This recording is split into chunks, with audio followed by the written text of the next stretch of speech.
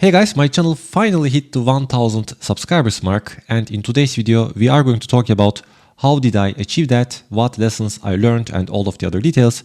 But before that, I would like to thank you very much for every person who has subscribed to my channel, and if you haven't yet, please consider subscribing. And now let's begin.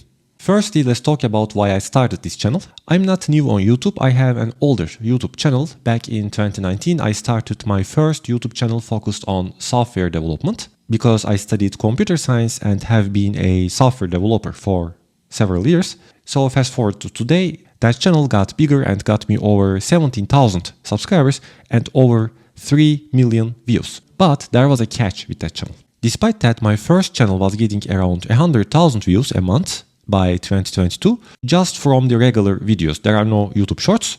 The channel was only making about $300 in ad revenue, and this was the first lesson I learned. Getting a lot of views doesn't mean you make a lot of money. My first channel showed me that it is possible to become a full-time YouTuber because my videos was getting a lot of views, even more than I expected. But the amount of money the channel was making was not enough to go full-time. However, there are other channels on YouTube that are making thousands of dollars every single month, even with less amount of views. Because their content is either much more valuable, they have a much higher CPM, RPM, so they get more ad revenue, or they sell something that resonates with their audience, which was both not the case for my channel, because my RPM was very low and I wasn't selling anything, and even if I had, it wasn't worth to sell anything. In addition, you should enjoy whatever content you are creating, which was the second lesson I learned.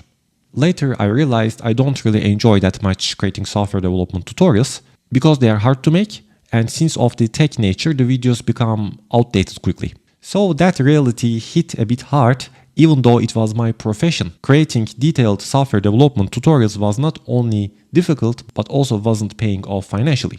But I love being on YouTube and I enjoy creating content, so that's why I wanted to continue. If that's also the case for you, you can maybe consider changing your niche. And that was exactly what I did.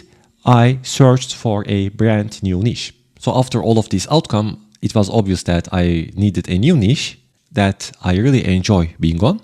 And of course, I should know something about that niche so I can start creating content. And if possible, it should also have better monetization opportunities. And if you can bring all of this together, that will be a perfect niche choice. So from this definition, we can say that an ideal niche is that you enjoy creating content, you have some knowledge about it, and there are good monetization opportunities. Luckily, there was one niche that fits this description so good, at least for me, which was content creation. I've always been passionate about content creation and learning new things and being on YouTube, so it's like a hobby for me. I also learned a lot of things about content creation in the past several years, so I also had some knowledge about it. And I realized that there were more opportunities in the content creation niche, so I decided to pick content creation as my new niche. In May 2022, I decided to take a leap and started a brand new channel, focusing entirely on content creation. And in the future, I will also bring additional content around online business and how to make money online.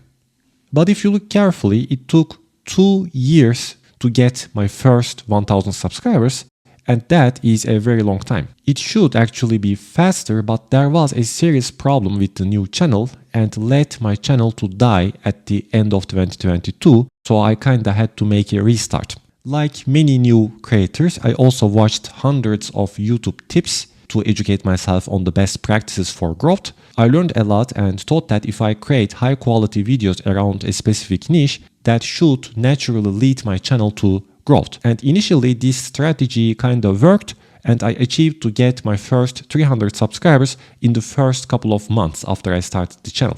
However, this initial success didn't last long, unfortunately. My videos suddenly stopped getting views and my channel just died. It felt like just hitting the brick wall, you know? And that was the third lesson I learned from content creation, which is don't rely on algorithms. Because the reason behind this was largely due to the nature of my videos. They were designed to be discovered through browse features and suggested videos, both of which heavily rely on the YouTube algorithm. And when the algorithm suddenly stops promoting your videos, now your channel dies. This is also a common issue that many creators face. Your channel's visibility is at the mercy of the algorithm. that also hit really hard, and it was clear that relying solely on algorithm-driven features was not a sustainable growth strategy. So, understanding this, I needed a different approach, a new growth strategy for my channel. When we go back to my first channel's data, we see that it was getting sustainable views every single month without dying, because those videos on my older channel were getting views mostly from YouTube search and external, which is Google search. So I decided to apply the same strategy on my new channel, which is making searchable videos. On searchable videos, your content relies on the actual number of searches. You are not that dependent on the algorithm anymore. If your content is good enough and if there is not much competition, the algorithm will then rank your video high on search results, and that's it. Once your video is ranked, it can bring you views for a very long time, maybe even years consistently, not just a couple of days. By the way, if you want to learn more about how to make searchable videos, I have another video you can check out later. So I started making searchable videos starting from the last year, March 2023, and at the beginning, the growth was very slow. On March 23, my channel got monthly over 1,000 views. Whereas 6 months later, on September 23, the results was much better with around 8,000 views. And this year, in March 24, my channel got over 30,000 views in a single month, just with searchable videos. And the growth phase was slow but consistently increasing, and therefore brings me 100 subscribers each month, finally helped me to reach 1,000 subscribers. It's actually much more valuable to get these subscribers to an email list, because then you can directly contact your subscribers through email. Otherwise, you are still dependent on the algorithm to reach your subscribers. That's why I can also suggest to start an email newsletter to contact your subscribers directly. And I also use a newsletter. If you join from the link below, I will be able to send an email directly to you when I upload a new video. So based on all of this data from both of my channels, we see that making searchable videos is a proven growth strategy on YouTube. There are also other ways you can use. It doesn't mean that you have to make searchable videos, but if you haven't tried this strategy, I would say give it a try. Okay, so now I reached 1,000 subscribers, so what's next? Soon my channel will also hit the 4,000 hours of watch time required, and then it will be monetized. Once it is monetized, like every content creator on YouTube who wants to go full-time, I must figure out how to make more money through my channel. If you want to make more money on YouTube, you should adapt multiple income streams, not just making money from AdSense, but you can also use, for example, affiliate marketing, which is one of the best strategies to increase revenue. I started to use this strategy and I directly started to see some good results. Another way is to sell your own digital products. I haven't started this yet, but I have some ideas to create what kind of digital products I can sell.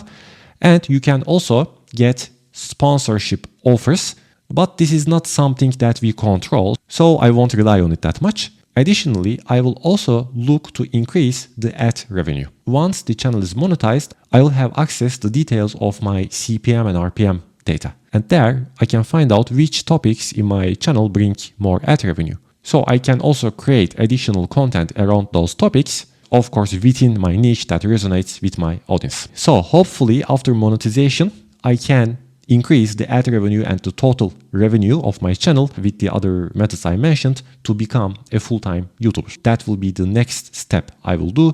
Try to go full-time as soon as possible. If you have any questions, please comment down below. Don't forget to hit the like button. Thank you for watching and see you in the next video.